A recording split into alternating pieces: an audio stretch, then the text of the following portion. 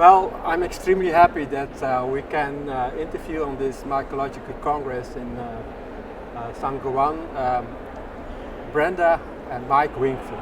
And I think this is quite unique that I can interview a mycological couple, which is, I think, very interesting. Let me start with Brenda. Brenda, where were you born and how did you come into mycology? Well, I was born in Zambia, so I'm truly an African, and yeah, I guess I came into mycology actually through my husband, because I don't have actually formal training in mycology. It was really our research interests started to get closer and closer. I'm a trained geneticist and biochemist, and I've been telling Mike for years that DNA is where it all is at, and he's finally got with the plot. Okay, so you met before you did mycology together. Yes. This is correct. This is interesting. Let me give my perspective and a little bit of context. So I'm an African also, born and bred in South Africa. My parents are African and South African, and their parents came to South Africa as young children. So we're truly an African family, and very proud of that. I went to university first at the University of Natal in Pietermaritzburg. It's somewhere near Durban, quite close to Durban, and that's where we met. So Brenda came there. I think her first year was my fourth year or end of the third year, and we met there, and the relationship began, and it had absolutely nothing to do with fungi or mycology from Brenda's perspective. She's a biochemist, really, biochemist, geneticist. But I started in my undergraduate years to take a great interest in fungi. And I think an important context there is I had a professor. I had to make a choice between plant pathology and entomology as a career, and did both of those for a long time. And in fact, most of my career I kept both entomology and pathology together. But I had a professor, a remarkable woman, who was a student originally of Johanna Westerdyk. Oh, what she was? Okay. Yes. What was her name then? Sarah Truter. Okay, yes, I know that name. She was highly eccentric, of course loved fungi. I remember her vividly. I was always a happy student, and I was one day walking down the passage and whistling, and she stopped me and said, "Do not whistle, it's inappropriate." So she had very fixed ideas. She had a very strong Dutch culture, but she really loved the fungi, and she took us out on my first foray, and I got to see fungi. I suppose it was in my second or third year, and really took an interest in the fungi at that point. Yeah, so I'd say probably, and it's this Westerdyk connection, but Sarah Truter was the beginning of my interest. Okay. I then was a plant pathology student, and that's where Brenda more or less comes in. So the beginning of, for us, it was a fourth year, and I was studying. How many years are you married now? Way too many years. We're going on for 40 years. So 40 years. So we will. Next year is 40 years. So this year, 39 years. Yeah, I'm married 48 years. Yes. 48 years. So you have two children, I guess? We have two children. Anthony. How could you manage this? You know, your career and your family.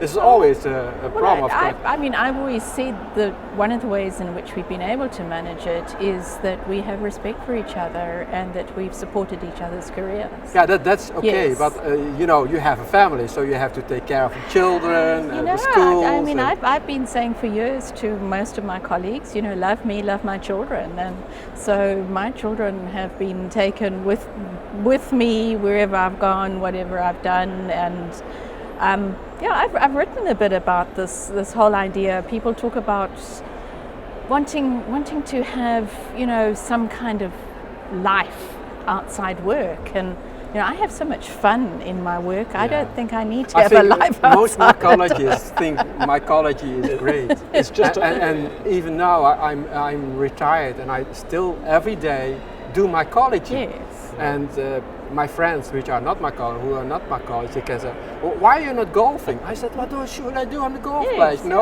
you're having Well, way more fun doing mycology. Let me tell you a story about golf in that case. On one occasion, Brenda's mother, who is a very upright, quite shy, perhaps conservative British lady, came to stay with us. And one day I got home and she said, I have a gift for you. And she handed me this package, and inside was a tie. And the tie was full of golf balls. And I said, Mom, I don't understand this. And she says, well, every time you're at work all the time and you say, my work is like my golf course, so here's a tie for you. So there is a story there. But in terms of mycology, and I don't want to get into Brenda's way of this in this discussion, but people for many years have seen me as a taxonomist, as a fungal taxonomist. In fact, our friend and mutual colleague Pedro Kraus says, well, you're a taxonomist. And I said, well, this is not true. I'm really a plant pathologist. And really all of my work in my career has, in the latter years, been to do with the health of trees and fungi that are important in terms of tree pathogens. But the story behind that is quite interesting. When I started my first job, I was told to work on tree diseases. I was very, very angry about this because my university time, that fourth year, I had a project on peanut diseases, and I really, really enjoyed that. But I owed money to the government. The government had supported my studies, and they said, well, we need somebody to study the diseases of trees. So you need to go and do that. And I said, no, this is not going to happen. I'm going to do peanuts. And they said, well, you owe us money, pay up or start doing this. So my first project in forest pathology was to plant peanuts, because I was determined that I would at least keep studying peanut diseases, and I'd do this forestry thing as well. But where I got interested in the taxonomy side was in the second paper I ever wrote. So I wrote a paper as a young master's student describing a fungus causing a disease of pine trees, or actually describing the disease, and that was submitted to Plant Disease, and it was rejected, which I was very disappointed about. And the rejection was because I had described this disease caused by a fungus without a species name. I said, you can't do this, you have to have a name for the fungus. So I went to see a friend of mine, Wally Morassus, a famous, wonderful mycologist, and became one of my most important mentors. And I said, I have a problem. And he said, let me help you to describe this fungus. It was called, in those days, I called it Verticilliaria lacris. It's had a long and interesting taxonomic history. But he handed me an example of a description of a species, and I wrote that paper. It went to the journal of long ago called Transactions of the British Mycological Society, and it was accepted without any changes. Wow. I received a letter from Brian Sutton to say, what a beautiful paper, I've corrected a few typographical errors, and the paper is impressed. I thought, okay, this is it, I can do this stuff. I was really happy. That other paper then was the real problem, because that was the rejection. But I started describing fungi when I needed to, but really, my interest is strongly in the movement of fungi around the world and those that kill trees. So my taxonomy has been behind really studying tree health and tree diseases. So Brenda's connection, we should get into this. Proceed. Well, look, I always say I followed Mike to the US. He had an opportunity to go and do his PhD in the States, and the only way I could join him was to marry him. So I did that. and I spent about 6 months in the States getting thoroughly bored, and registered for a master's degree, and worked on cauliflower mosaic virus, which suited my kind of biochemical genetics interests. And we went back to South Africa after Mike had finished his PhD. I completed a master's and started, I guess I worked for a while and then started a PhD looking at viruses of yeast, Saccharomyces cerevisiae. So that's mycology, you see. Yes, so your first mycology was there. That's really mycology. Yeast is fungi, but it had nothing. But the yeast world is a very different mycological world, and I think maybe that's where the stronger interest. My genetics background, for me, DNA. the DNA is behind the basis of all characters. Sure. So if you've got a character, there has to be DNA, and if you can get the DNA sequence. But you could do this only in the last, let's say, decades or something. Before Well, that, you know- of course, you started. I don't know, in the 80s maybe. Yes, well, we And, did. yeah, I mean, and we then were it talking. was- I mean, was it Tom talking about the PCR machines where Yeah. you move from water bath to water This is bath? Tom Guilfoyle, who was. Yeah. Yeah, no, Tom Brands was talking about Yeah. PCR Oh, yeah. machines. So yes. our first PCR, I believe we had the first PCR in South Africa. And this was, we used to call our PCR machine Anna Hewitt. She was a technician. And Do them. Brenda had her with hot water baths and cold water baths, and it was really, really tedious stuff. But I remember when the first PCR machine was there, that first description, in fact, in Nature, I think it was in Nature, and Brenda went to see our head of department. So we had moved from the Cape to Bloemfontein at that time, in the centre of South Africa, and she went to the head of department and said, I need a machine like that. It cost a huge amount of money in those days. Yeah. And he just had an amazing vision. I don't know how he did it, but he said, buy it. And of course it annoyed a lot of other people because they had been asking for electron microscopes and things, and Brenda got this PCR machine. But that really, really changed our lives. Sequencing in those days was direct sequencing. It was sequencing RNA. We had a big brown blender. We'd grow up huge amounts of mycelium and grind this stuff up. Brenda was doing that. Yeah, well, you see, I joined Cleet Kurtzman in Peoria for a couple of months and learned how they were doing the RNA sequencing. So you were in Peoria? Yes. Nice. Yeah. Well, Brenda, she left Mike, me at home with her with 2-year-old child, which was, I can tell you, this was one With of her, to you, not yours. This was He one is of the related. most This is the African machoist. Yeah. this was one of the most dramatic things that ever happened to me. It was literally hell for a time to get used to having to actually take full care of a child. Brenda, had gone off, and this little boy was looking for her mother.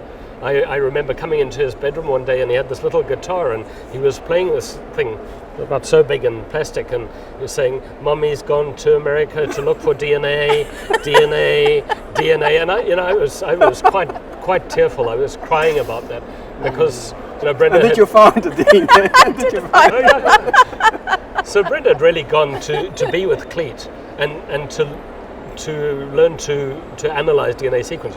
Glass plate. I have a beautiful picture of Cleet and Brenda alongside each other, reading the sequences. But when Brenda came back from that trip, she had always refused to work with me.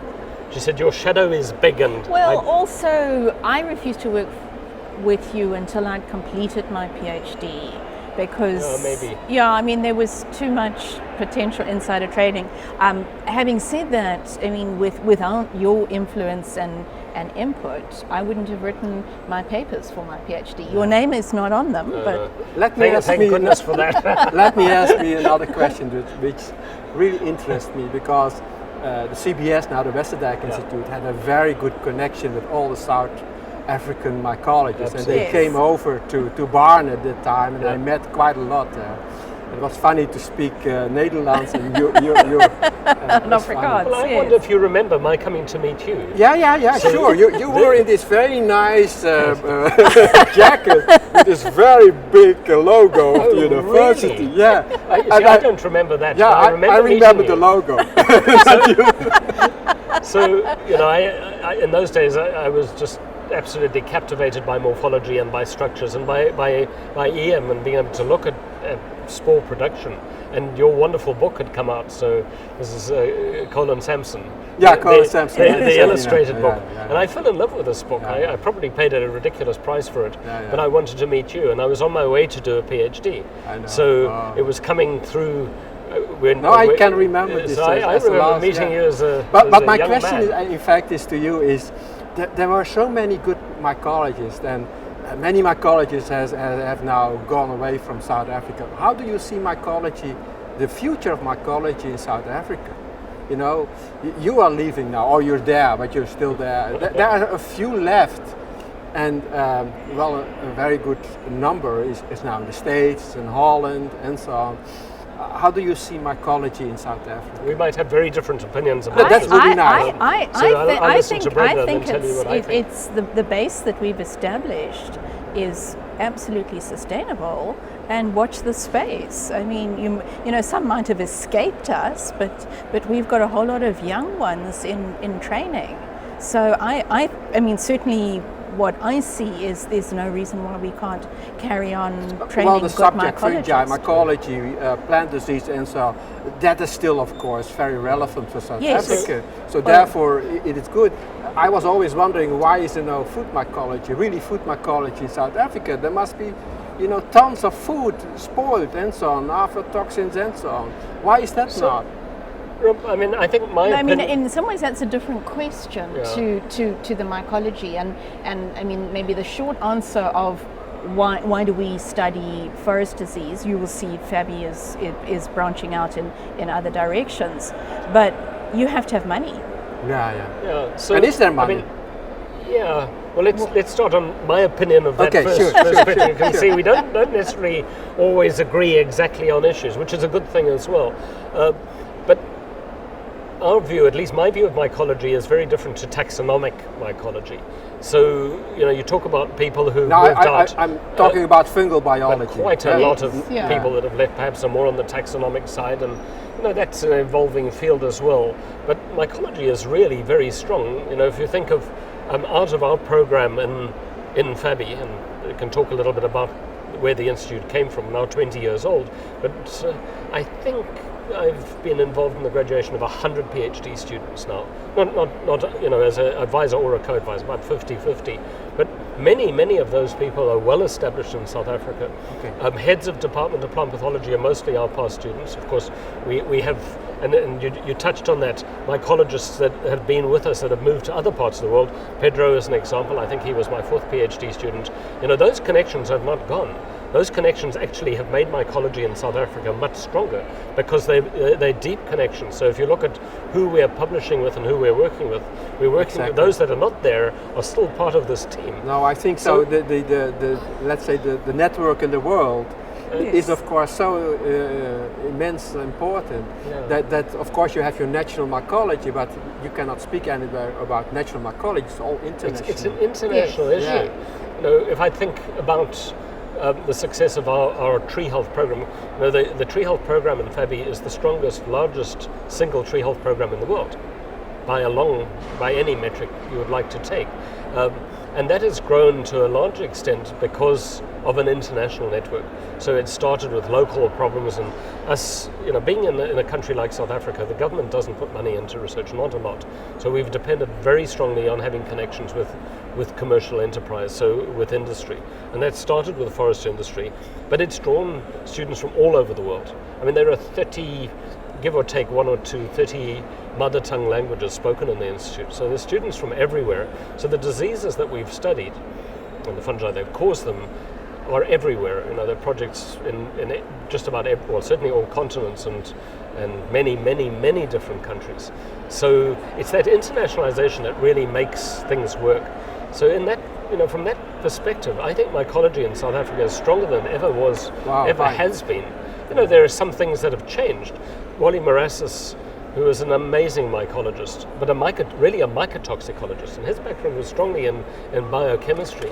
So, you know, his passing away a few years ago was incredibly sad. I mean, he was, you know, a very close friend of ours, a special mentor, and he drove the whole mycotoxin space very strongly. So internationally, South Africa, well, the discovery of fumonism, as an example, came out of his institute. And some of that is not as strong today as it was, but I see that rising as well. I mean, you know, Kobus Visagie now getting involved with us, and he has an interest in that space. So, you know, some aspects have grown and some have shrunk a little bit, but looking forward, there are such strong people, and I think there are incredible opportunities. Okay, well, we are running out of time, but I have the last question. I know you're retired now. What is your future? Not retired. No, okay. I stepped down as the director of Fabi. Explain exactly what you're doing now, or what you're going to do in the next years. Yeah, so Rob, had that incredible privilege, because it was both of us, to start an institute from scratch 20 years ago. And that institute was a 55 people that came from somewhere else and has grown to a very large international institute. I made a decision to step down as the director at 20 years. And, sometimes I thought I was crazy to make that decision, but I believed that for strong succession, I should do this. So I stood down as the director. I'm pre-retirement age. I'm still involved in the projects of many students around the world, and that of course continues. And I'd like to reduce some of that over the next 5 years because it's too much. I'm really tied up in some very big international projects, particularly as the president of IUFRA. That's a network of 20,000 people. And you, globally. Brenda, I'm younger than him. I know. But I look younger. So I have a research chair in fungal genomics. Yeah, I know. And So you I have money. money. I pay my own salary, and I can at a certain level do what I want to do, which is fantastic. So Yeah.